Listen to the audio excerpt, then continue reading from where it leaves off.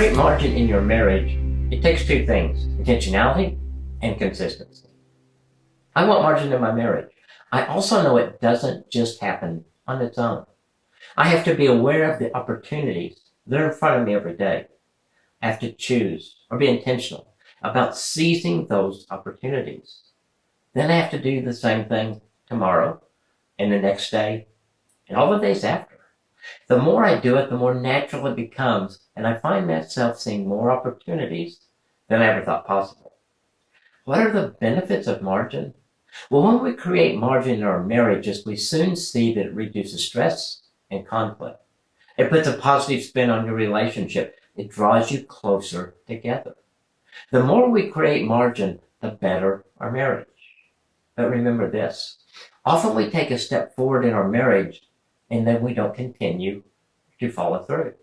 In other words, we make some changes and things get better and then we begin to coast again, and that doesn't work.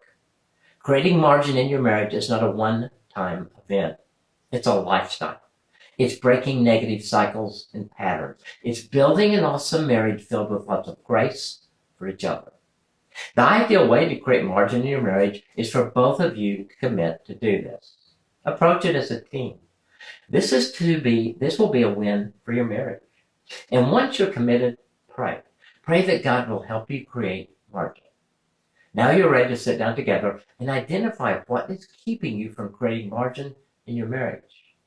It may be a hurried lifestyle, or selfishness, or unresolved anger, or resentment, or conflict.